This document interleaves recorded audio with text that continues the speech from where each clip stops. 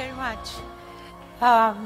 It's a great pleasure and honor for me to be invited to speak here, and I really appreciate the opportunity. I don't have a PowerPoint presentation, but I have produced a long paper which is part of the program for the conference. And also some of the things that I'm going to talk about is included in my just released book, Crises in Sri Lanka and the World. So I'm going to talk more in point form here because both my paper and my book give extensive references and bibliographies. So as the venerable moderator pointed out, climate crisis is the reality. It is not something in the distant future. It's already here. And there's a lot of scientific data, evidence showing that that is the case. But we don't even need just the scientific data. We know from our lived experience that climate change is happening. I mean, if you look at the sea level rise, the heat waves that we are experiencing in this part of the world and also in Sri Lanka, where I just came from,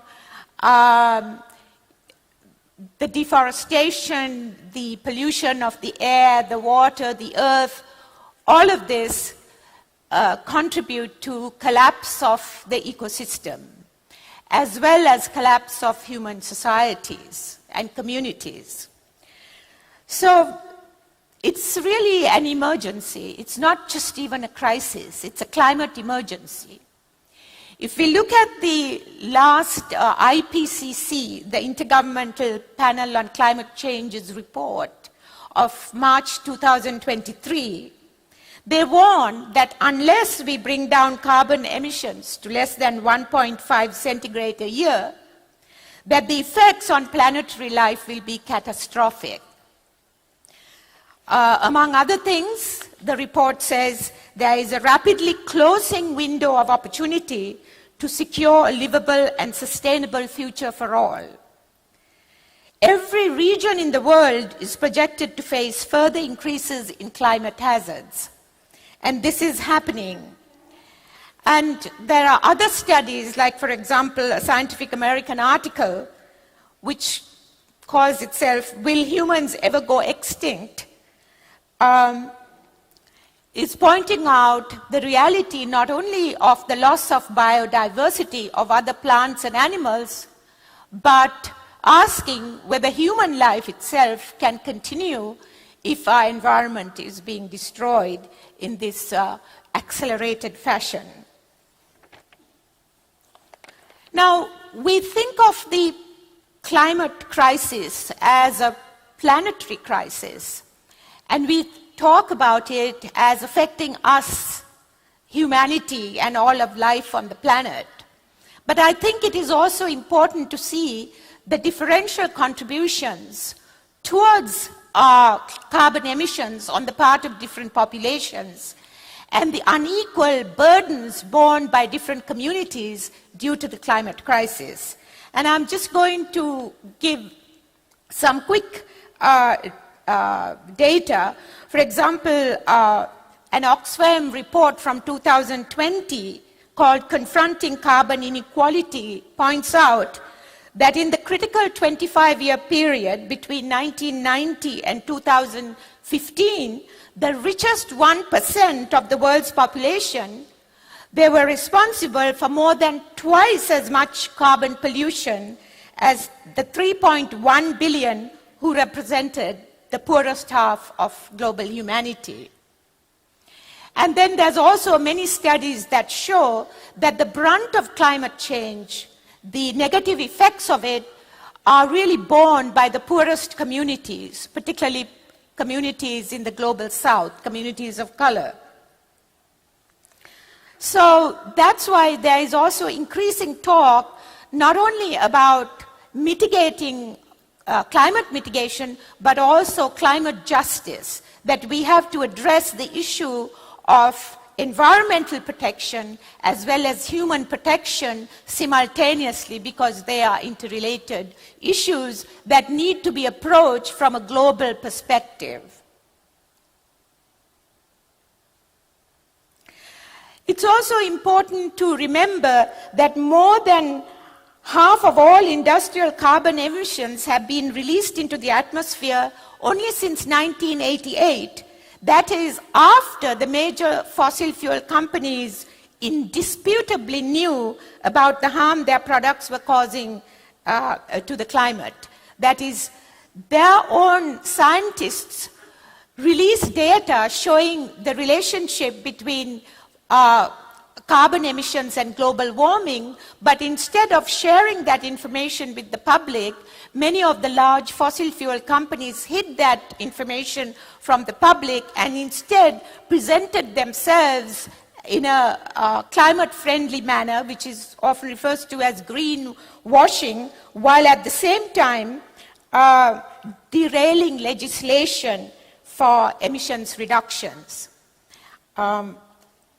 So there are some ethical issues involved, with regard to the largest fossil fuel companies and the governments, the powerful governments in the world that are working hand in hand.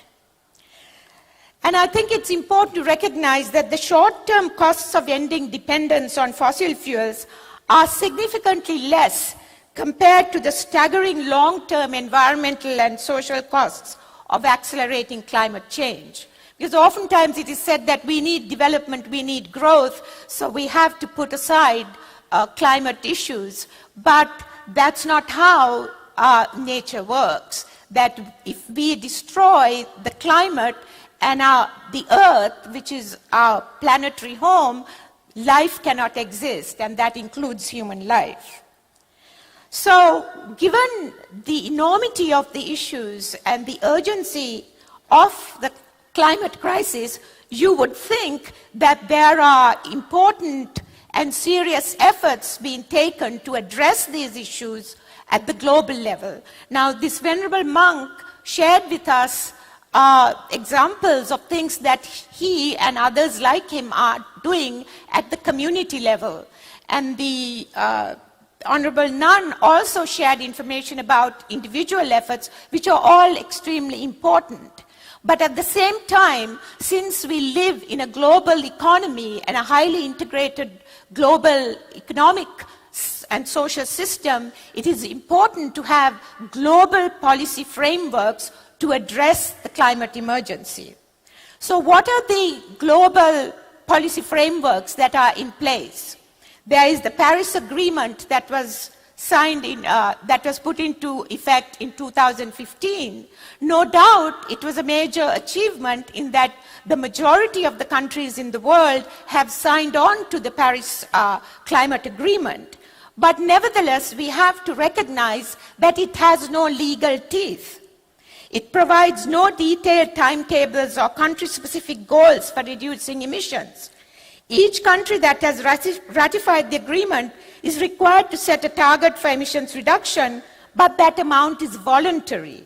There is neither a legal mechanism to force a country to set a target by a specific date, nor enforcement measures if a set target is not met. So what does that mean? It means that the Paris Agreement becomes more a symbolic framework rather than an enforcement mechanism that has legal authority and power. Now, it's also important to recognize that the Paris Climate Conference was sponsored by fossil fuel companies, and the discussions there were dominated by market-based solutions, that is, notably emissions trading. And it's interesting to note, as the Washington Post newspaper, which is owned by Amazon owner Jeff Bezos, puts it, for better or worse, billionaires now drive climate policy. This is a fact.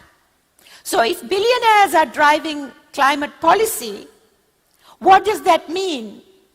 It means that they are self-motivated, self-interested in making profit. The United Nations Framework Convention on Climate Change strongly supports carbon trading. Since the agreement, there has been a new, huge market and business opportunity for international financial interests, including the World Bank, to expand carbon trading. And I don't have a lot of time to go into this, but essentially what it does is makes carbon emissions a commodity for buying and selling.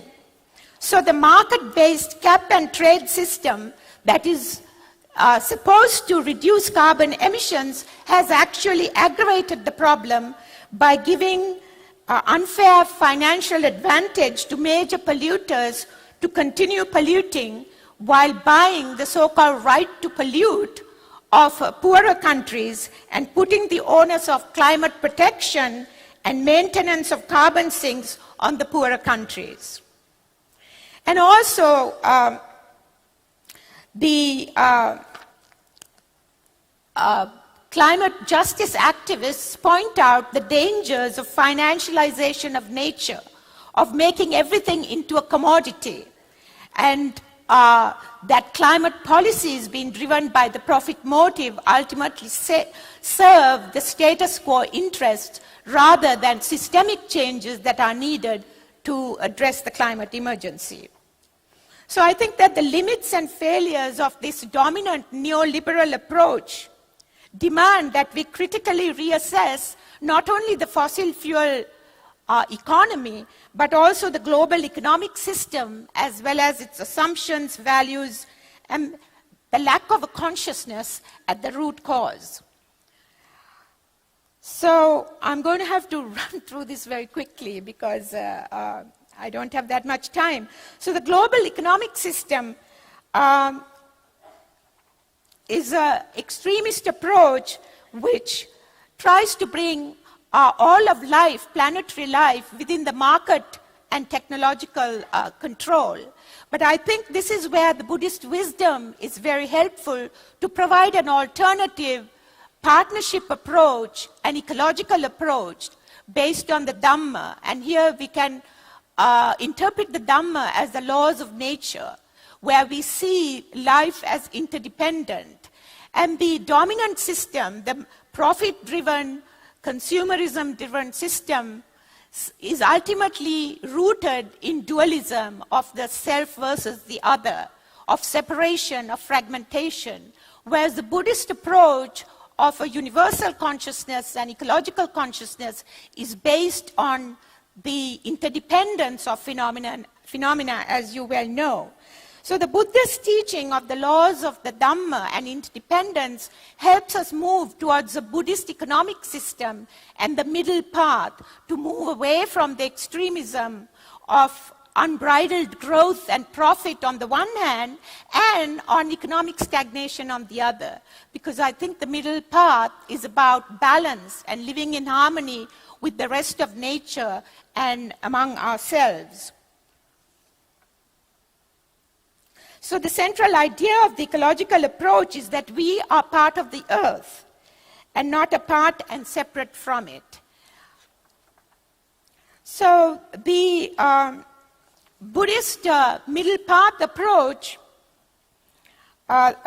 requires a change in the dominant economic system of the use of technology, property relations, market and finance, and also shifting away from consumerism, excessive consumerism, to a more spiritually based way of living on the planet, and also sharing more of a more community and ecological based way of living. And there are many community organizations and individual efforts moving us in that direction, but we also need a fundamental change of the global policy framework, of regulation of corporations, of strictures on government policymaking, and also at the United Nations, which I think I should mention since this is a United Nations conference. So we need the United Nations to be part of this shift of the systemic change towards an ecological and partnership paradigm and away from the very narrow profit-driven economic system that is dominating the world right now. And in the last few minutes that I have, I will just read from the Buddhist Declaration on Climate Change, which was signed by many institutions and leaders in 2015. And it says, time to act is now. This is a Buddhist declaration on climate change. And here I'm just giving you just a few lines from it. If political leaders are unable to recognize the urgency of our global crisis, or unwilling to put the long-term good of humankind above the short-term benefits of fossil fuel corporations, we need to challenge them with sustained campaigns of citizen action. Thank you.